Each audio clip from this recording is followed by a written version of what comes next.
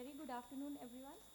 My topic for today's presentation is variations in the central corneal thickness during the menstrual cycle in Indian women. There is no financial disclosure associated.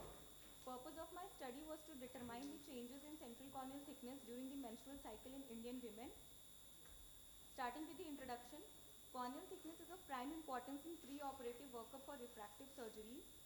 Receptors for gonadal hormones like LH and FSH are also present on ocular structures and have their effect on the ocular milieu as well.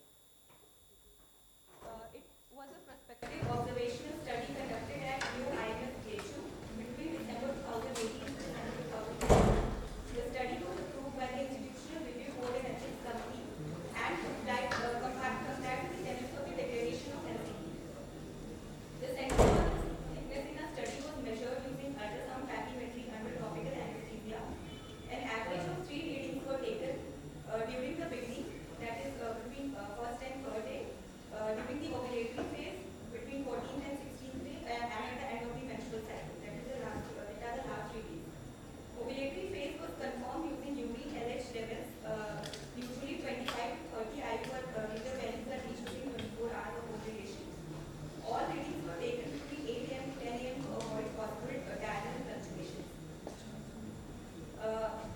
Statistical analysis was done using the paired t-test to compare the CCT between the different phases of the cycle. Intergroup variation was studied by the analysis of variance. ANOVA test, the data was analyzed by SPSS version 20.2. 126 females in the age group 18 to 45 were included after taking informed consent. Women between 18 to 45 years of age with normal menstrual cycle were included.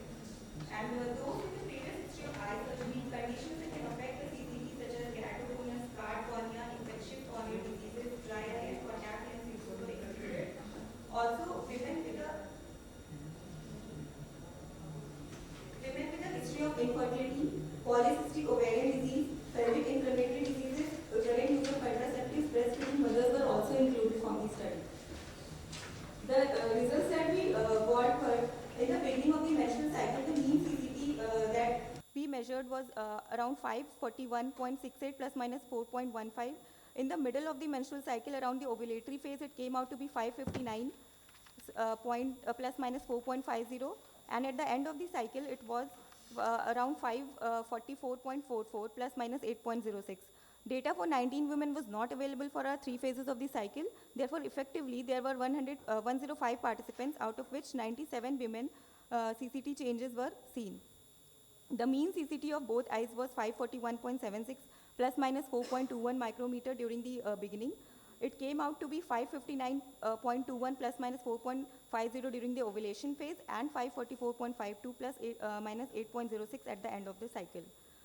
The synchronized hormonal changes that orchestrate the menstrual cycle in healthy reproductive age female also causes changes in the ocular milieu by affecting the corneal thickness by altering corneal hydration and tear film biomechanics. There were certain limitations associated. The stages of the menstrual cycle and follicular menstruation were not confirmed by the abdominal ultrasound, and we relied on the history and urine LH levels. Study population was not very large. The take-home message can be, since the corneal thickness and topography are of prime importance while considering refractive surgeries, glaucoma workup and contact lens fitting and compliance, there lies an unsaid urge to include menstrual history of females in the reproductive age group during the workup when they are to be dealt with the same. So finally, we conclude that the CCT was found to be maximum during the ovulatory phase, followed by end of the cycle, while CCT was found to be least during the beginning of the cycle.